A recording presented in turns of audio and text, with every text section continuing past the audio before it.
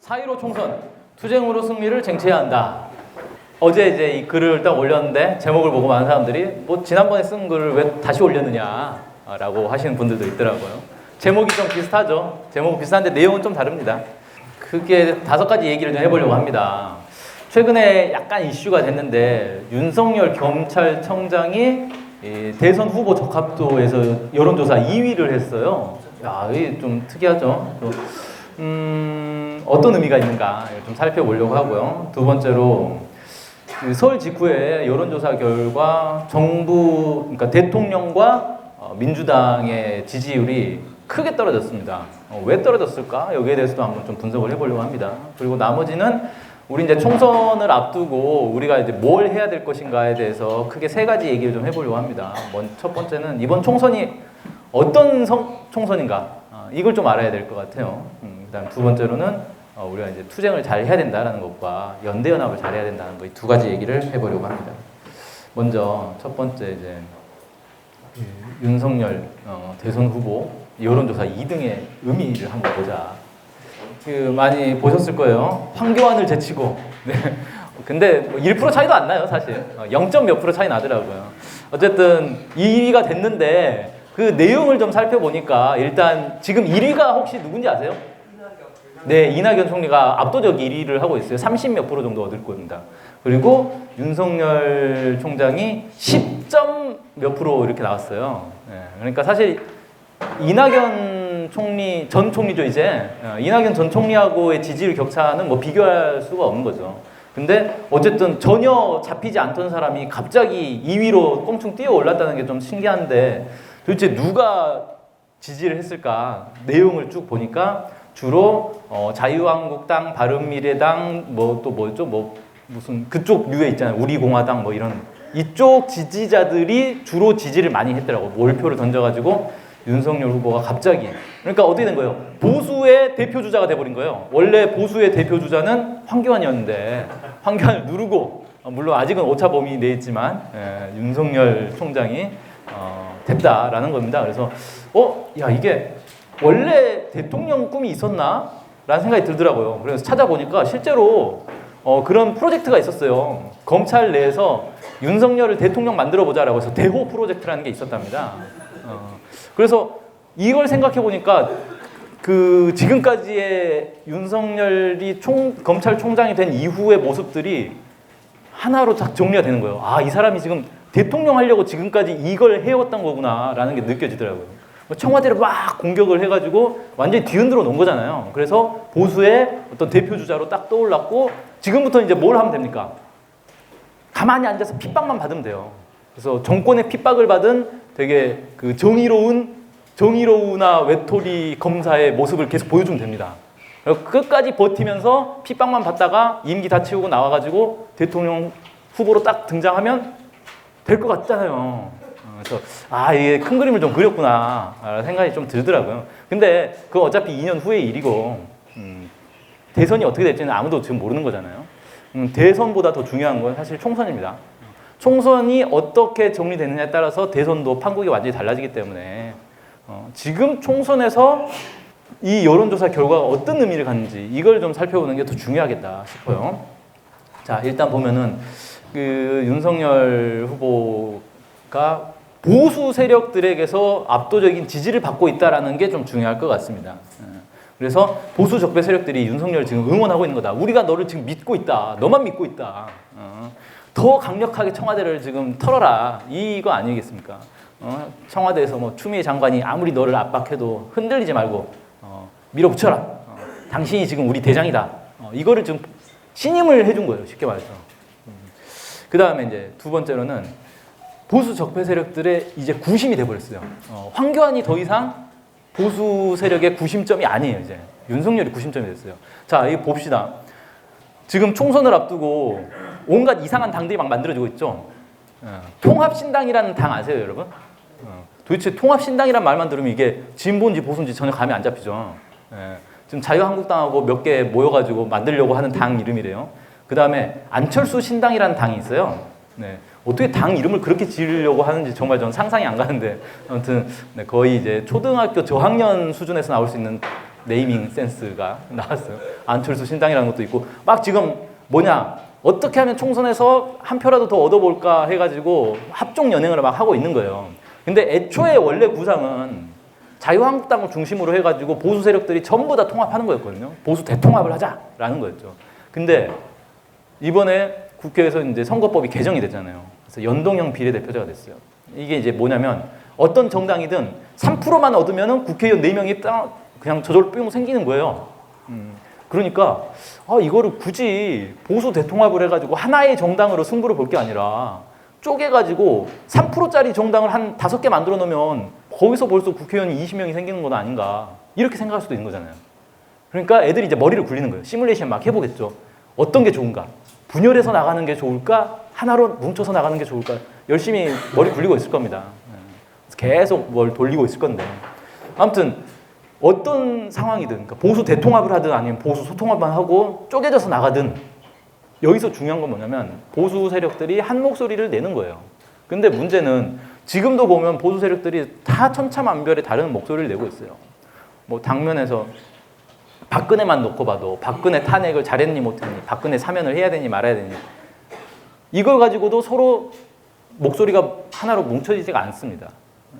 뭐 황교안에 대해서는 더 마찬가지죠. 황교안 뭐 물러나야 되느니 계속 해야 되느니 다 달라요.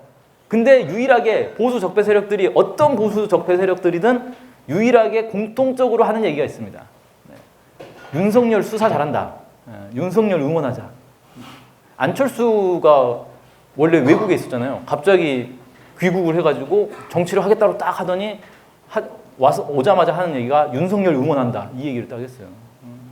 그러니까 지금은 보수 세력의 공통 관심사는 윤석열이 어떻게 문재인 정부를 흔들 것인가. 이게 공통 관심사고 여기에 다 뭉쳐 있는 거예요.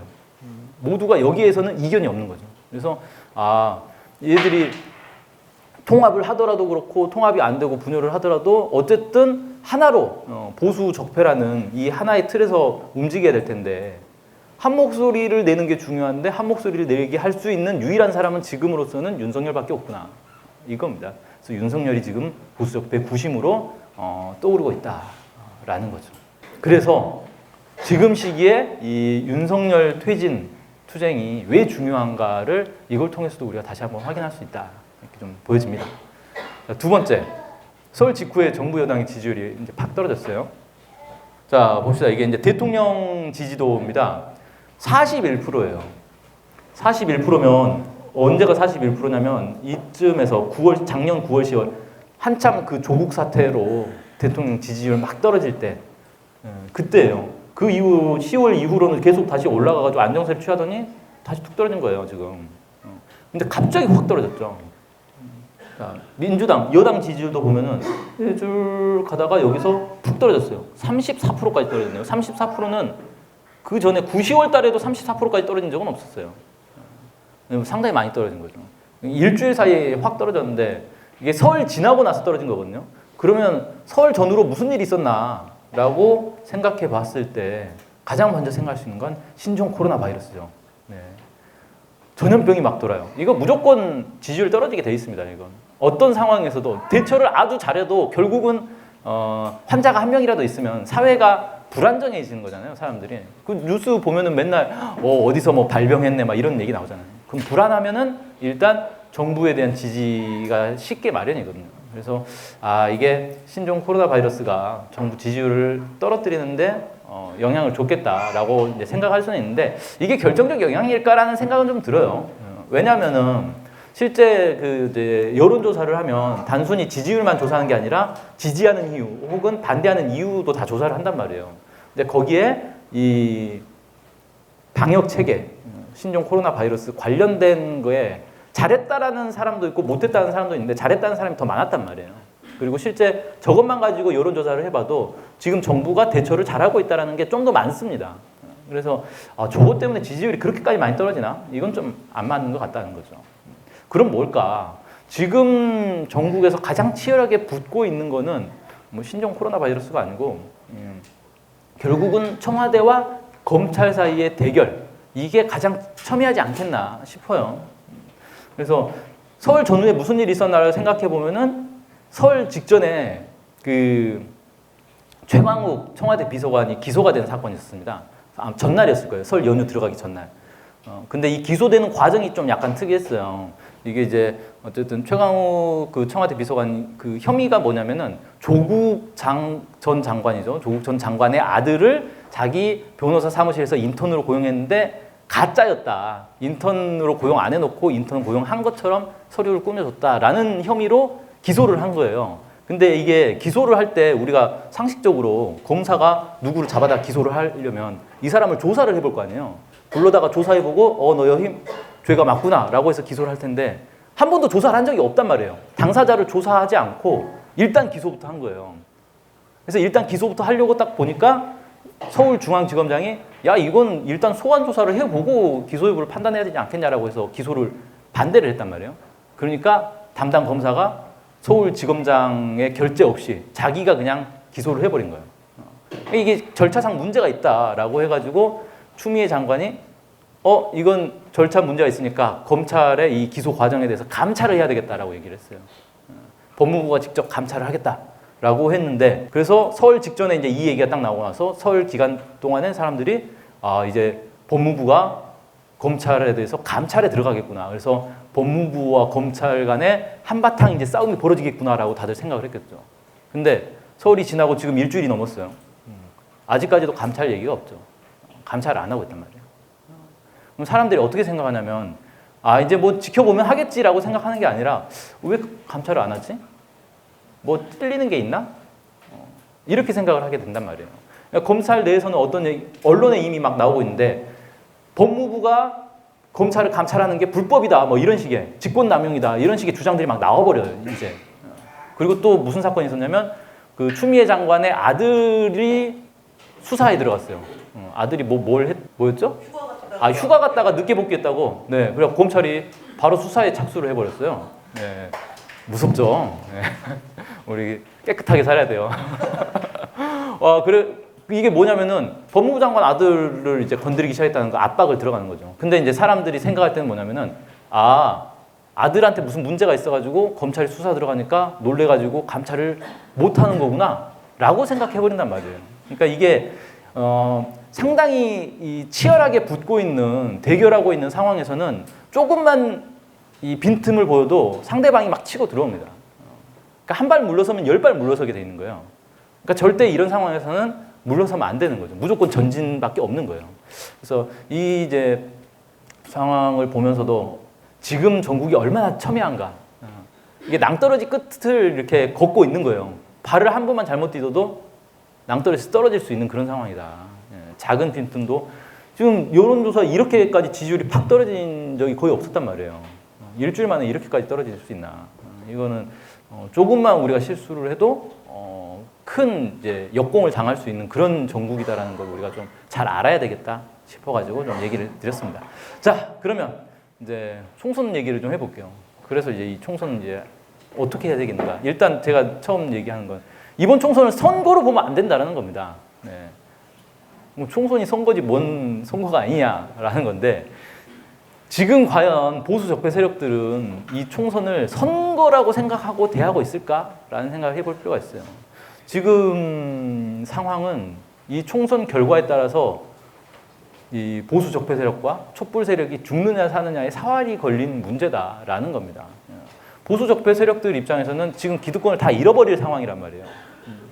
대선 패배했고 지방선거 패배했고 총선까지 패배하면 얘들이 이제 살아남을 길이 없다는 거죠. 그래서 자기들의 권력을 다 잃어버릴 상황인 거예요. 지금까지는 기득권을 막 누려왔죠. 근데 사람이 그런 거 있어요. 원래 없던 사람은 거기서 뭐 더 없어져도 큰 문제가 없는데 원래 이렇게 잘 갖추고 살던 사람은 뭐 하나 없어져도 되게 크게 막 고통받거든요. 지금까지 모든 이 국가 권력을 다 누려오던 애들인데 이 권력을 다 잃어버린다. 애들 못 살 거예요. 상상도 못 할 거예요. 그러니까 이건 뭐냐면 사활이 걸리는 문제인 거죠. 이 총선이 이 보수 적폐 세력들 입장에서는 마지막 남은 기회, 마지막 기회일 수도 있겠다 싶은 거죠. 촛불 세력도 마찬가지입니다. 지금 여기서 밀리게 되면은 우리가 그 대선도 이기고 지방선거도 이기고 보수 적폐 세력들 거의 다 잡아놨는데 총선에서 밀린다. 그럼 다시 뺏긴단 말이에요. 이게 흐름이라는 게 있기 때문에 지금 이 보수 적폐 세력과 촛불 세력이 일진일퇴한 매우 첨예한 상황에서 한번 이렇게 거꾸러지기 시작하면은 그 흐름을 이제 막을 수가 없어요. 쭉 보수 적폐 세력들이 밀고 나갑니다. 그럼 대선까지도 위험해지는 거예요. 예, 뭐 제가 여기 써놨지만 제2의 노무현, 제2의 조국, 제2의 통합진보당 사건 같은 이런 일들이 이제 발생이 될 거다. 적폐 세력들 입장에서 생각해 보세요. 자기들이 이명박 박근혜 정권 때 막 잘 누려왔어요. 그러다가 박근혜 때 탄핵을 당했어요. 치욕이죠. 그러면서 무슨 생각을 하겠어요? 다시는 이런 일이 없어야 되겠다. 그럼 개과천선한다는 뜻이 아니죠, 이건. 다시는 이런 일이 없게 한다는 건 촛불 세력을 완전히 씨를 말려버리겠다. 이렇게 생각하겠죠, 당연히. 그럼 애들이 권력을 잡는 순간 촛불 세력들은 다 이제 추풍 낙엽처럼 떨어지게 된다는 거예요. 그래서 우리 입장에서도 여기서 밀리기 시작하면 우리의 운명을 어떻게 장담할 수 없다라는 겁니다. 사활이 걸린 문제다라는 거예요. 그런데 그렇기 때문에 보수 적폐 세력들은 이번 총선을 단순히 그냥 선거운동 잘해가지고 뭐 표나 좀 얻어가지고 국회의원 몇 명 좀 당선시키지의 문제로 생각하지 않는다는 거예요. 무조건 자기들이 이겨야 되는 선거인 거예요. 압승을 해야 되는 거예요. 과반은 차지해야 되는 거예요. 과반을 차지해가지고 뭐부터 해야 되겠어요? 공수처부터 다시 없애야죠. 공수처법 폐지 법안 바로 발의하겠죠. 그것부터 해야 되는 거예요, 지금. 그러려면 과반을 차지해야 되는 거죠. 지금 애들이 보면은 총선 작년에 그 황교안이 자기 나름의 어떤 비전 해가지고 내놓은 게 있어요. 뭐 민부론, 민평론 막 이런 거 내놨거든요. 아무도 신경 안 씁니다. 정책 선거 할 생각 전혀 없어요. 애들은 오로지 문재인 공격입니다. 이걸 통해 가지고 이게 먹히면 사는 거고 이번 총선의 기조도 딱 정했잖아요. 정권 심판. 총선을 정권 심판의 자리로 만들어 가겠다는 거예요. 그럼 문재인을 계속 공격해가지고 이게 먹히면 자기들은 살아남는 거고 안 먹히면 죽는 거예요, 그냥.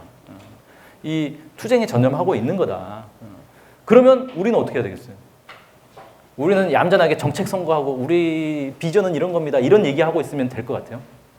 지금은 선거를 하는 시기가 아니다라는 거예요. 그래서 선거 때 되면 꼭 그런 생각하는 사람들 있어요. 대중투쟁은 평소에 열심히 하는 거고 선거 때는 선거운동 잘하면 되지. 그래서 열심히 유세차 몰고 다니면서 연설하고 정책 잘 선전하고 이러면 되는 거지라고 생각하는데 그렇게 해가지고 지금 총선을 승리하겠다라는 건 상당히 위험한 발상이다라는 겁니다. 그럼 뭐 어떻게 해야 되느냐? 결국 투쟁 잘해야 된다라는 거죠. 두 가지 얘기를 좀 하겠습니다. 하나는 대중투쟁을 잘해야 되겠다. 특히 아까 얘기했던 윤석열에 대해서 아직까지도 약간 애매한 입장 취하시는 분들이 있더라고요.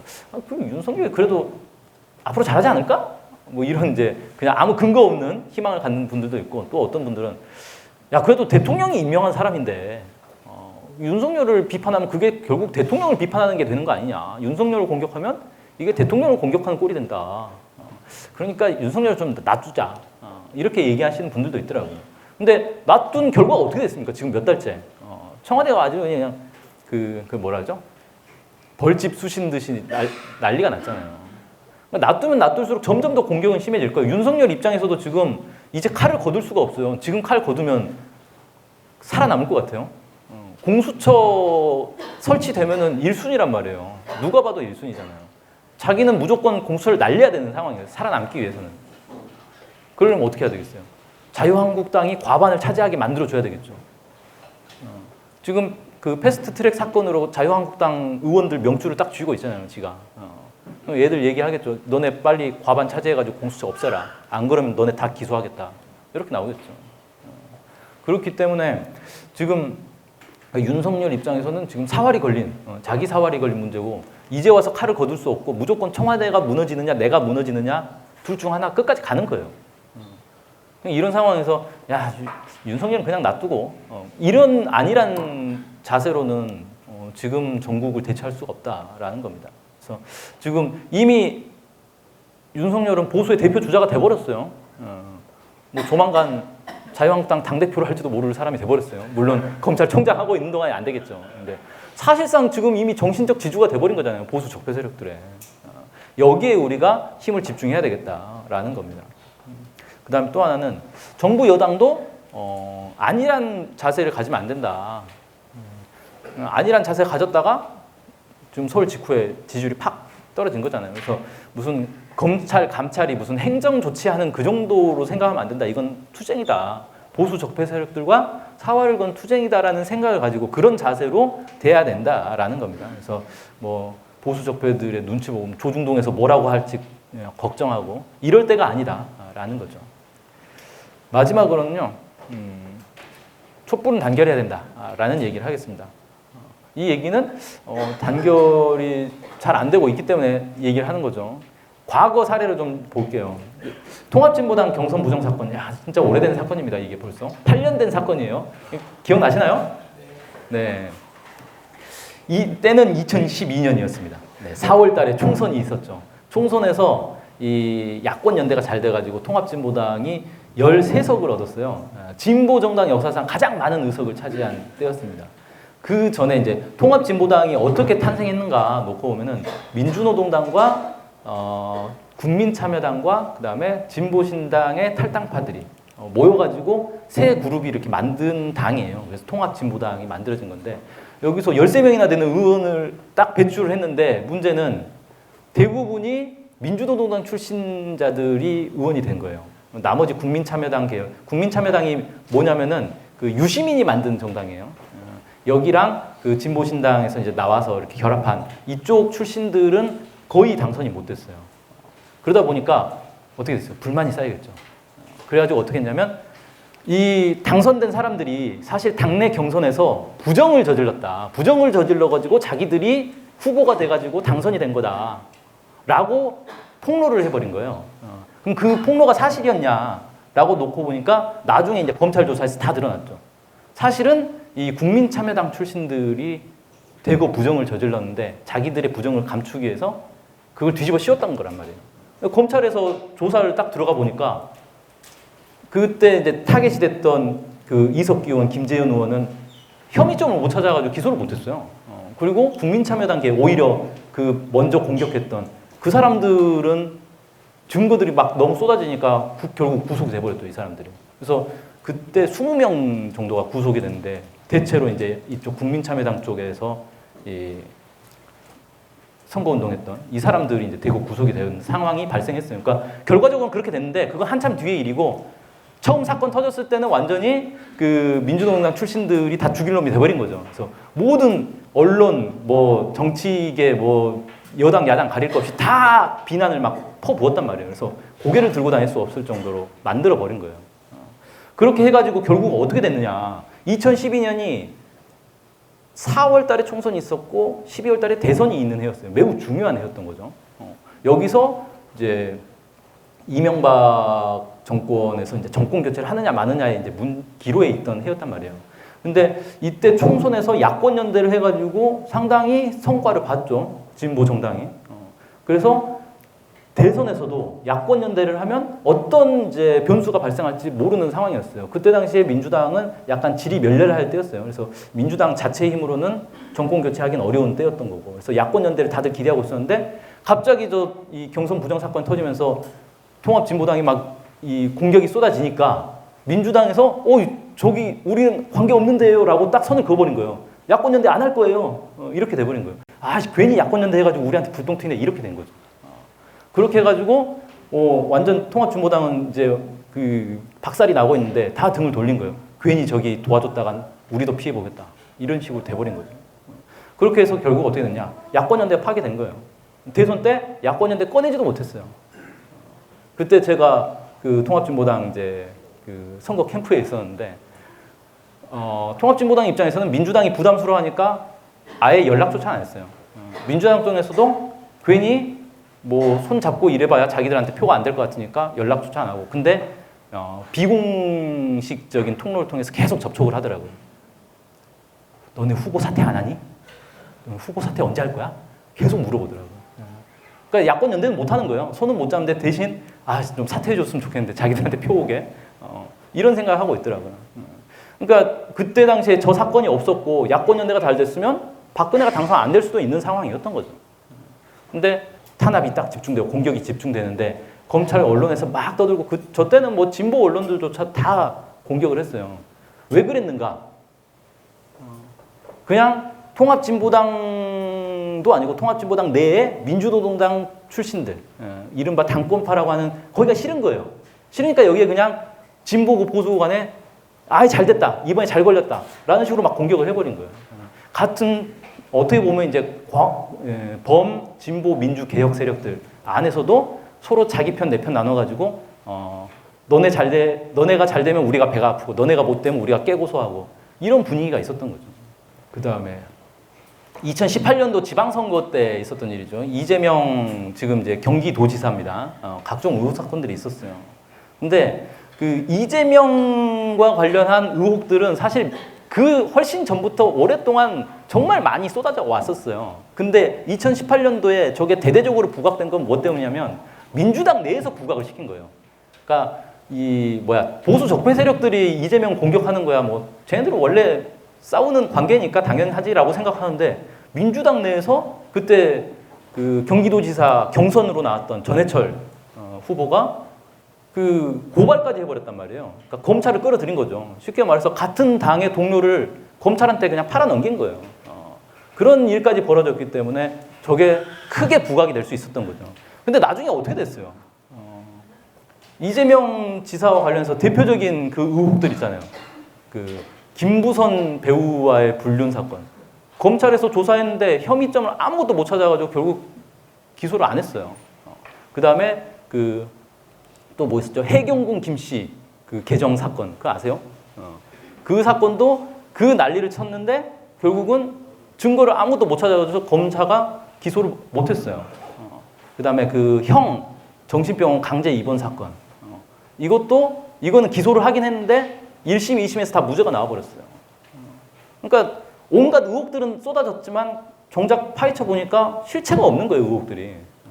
근데 사실은 정치라는 게 의혹이 쏟아지는 게 중요한 거지 재판 결과 뭐 혐의가 나냐 안 나냐 이건 중요하지 않아요. 왜? 아무도 관심이 없기 때문에. 결과는 관심이 없어요.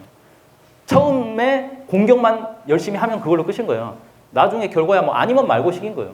그럼 이재명과 관련된 의혹들이 다 기소가 안 됐고 무죄가 나왔고 이걸 누가 아느냐? 아무도 몰라요. 언론에서도 보도도 안 해줘요. 처음 의혹 나올 때만 신나가지고 막 공격을 하지. 그런 속성이 있단 말이에요. 그러니까 결국은 뭐 검찰이나 언론에서 막 떠들고 이렇게 한 것들이 실체가 없지만 효과는 보는 그런 관계인 거죠. 어쨌든 그때 당시에 이재명 지사가 막 공격을 당할 때 그러면 민주당 내에서는 어떻게 했고 전체 이렇게 촛불 세력들은 어떻게 했느냐? 다 외면했어요. 왜? 자기 편이 아니니까, 자기 파가 아니니까. 촛불 세력 내에서도 내 편 나눠가지고 야 저기는 우리 쪽 아니니까 공격받아도 괜찮아, 상관없어. 괜히 내가 저 변호해주고 보호해줬다가 나까지 피해받는데 뭐하러 해? 이런 식이었던 거예요. 그래서 결국 어떻게 됐냐? 촛불 단결이 파괴됐죠. 이재명 지지하는 세력도 꽤 컸단 말이에요. 근데 거기는 완전 이제 원수가 된 거죠. 야 어떻게 같은 당내에서 이럴 수가 있느냐? 민주당 내에서 서로 원수가 돼버린 거예요. 단결이 될 수가 없죠. 그래서 사실은 문재인 정부가 딱 집권하고 1년차, 2년차 이때 되게 중요한 시기인 거 아니에요. 지방선거에서 확 이겼어요. 압도적으로 이겼어. 그러면 그 힘으로 적폐 청산을 막 밀어붙여야 되는데 뜬금없는 이재명 사건 가지고 1년을 그냥 허송세워 보내버린 거예요. 그래가지고 지금 적폐들의 반격을 우리가 받고 있는 거죠. 그래서 야 이게 연대연합이 얼마나 중요한가, 단결이 얼마나 중요한가 이런 것들을 좀 보여주는 사례라서 제가 옛날 얘기인데 좀 꺼내봤습니다. 그래서 이 촛불 내부에서 서로 파벌을 나누고 네 편 내 편 가르고 남의 편 잘못되면 그걸 가지고 즐기고 고소해하고 이런 이제 분위기, 이런 현상은 절대 앞으로는 있어서는 안 되겠다. 모두가 하나라고 생각하고 서로 지켜주고 서로 도와주고 서로 잘 되도록 도와주는 그런 분위기로 앞으로는 가야 되겠다. 이런 얘기를 좀 하면서 강연을 마치겠습니다.